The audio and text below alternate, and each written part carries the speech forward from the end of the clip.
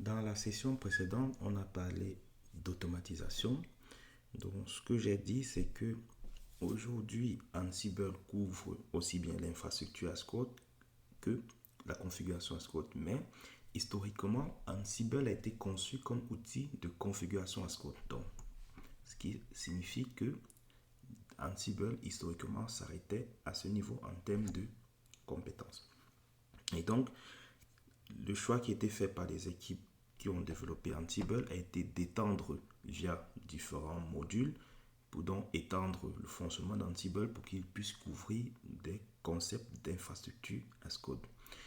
Ça aussi son effet pour les autres solutions. Donc Terraform, qui a aussi historiquement été une solution d'infrastructure as code, a aussi décidé donc aussi d'étendre aussi sa zone de compétences. Et c'est pour cela que si vous avez suivi par exemple notre formation dédiée à Dynatrace, vous verrez que Dynatrace, pour la gestion de son interface, recommande d'utiliser deux outils. C'est l'outil de configuration as code qui s'appelle Monaco ou d'utiliser Terraform. Si vous utilisez une de ces deux solutions, Dynatrace vous dit vous gardez votre support. Mais si vous faites le choix par exemple d'utiliser une solution plutôt de type Ansible, Substack ou autre, Dynatrace vous informe qu'elle ne couvre plus, elle ne vous couvre plus au niveau support. Donc faites bien attention.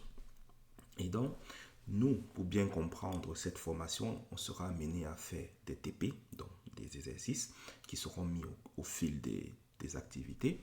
Et donc, pour vous aider à faire facilement les différentes activités, on a mis à votre disposition sur notre repo public un repo qui s'appelle Ansible Formation, dont vous pouvez retrouver le lien en ressources de la formation.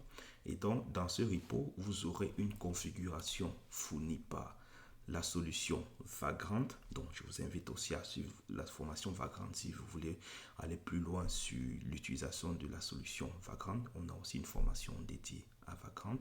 Mais compte tenu du fait que la formation n'est pas dédiée à Vagrant, on vous fournira toutes les configurations Vagrant prêtes à l'emploi. Vous aurez juste à exécuter. Et donc, dans la plupart de nos TP, on sera dans une configuration qui ressemblera à ça.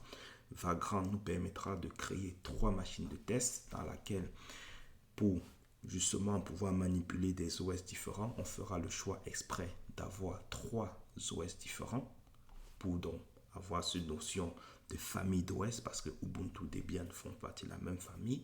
Et on verra aussi comment est-ce qu'on pourra distinguer les installations. C'est pour cela qu'on a fait le choix au niveau architecture d'aller sur 3 OS.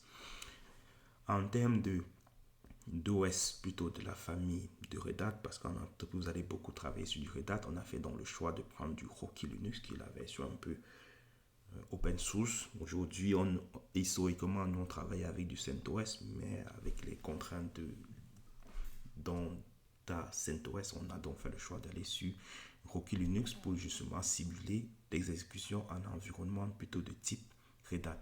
Et donc sur chacune de ces machines, on installera du Docker pour justement voir comment est-ce qu'on peut aussi utiliser Ansible pour déployer des conteneurs, gérer nos fichiers Docker Compose. Et donc, on aura sur la machine Ubuntu une installation Ansible. Et donc, c'est cette machine sur laquelle on va mettre Ansible qu'on utilisera pour piloter les 3 machines. Ça, ce n'est pas le modèle que vous retrouverez beaucoup en entreprise, parce qu'en entreprise, dans les bonnes pratiques, il est recommandé d'avoir un serveur qui est dédié pour faire de l'Ansible. Et on verra plus loin qu'on pourra même coupler de l'Ansible avec des solutions plutôt de type interface graphique, telles que Ansible Tower ou bien AdVX pour la solution open source. Donc, c'est mieux de dédier. Mais compte tenu du fait qu'on est sur un environnement de test, on ne veut pas non plus multiplier à l'infini nos serveurs. C'est pour ça qu'on a fait le choix d'installer Ansible sur un des serveurs. Mais bien évidemment, si vous êtes en train de commencer l'installation au sein de votre entreprise, faites bien le choix de dédier un serveur à la gestion d'Ansible.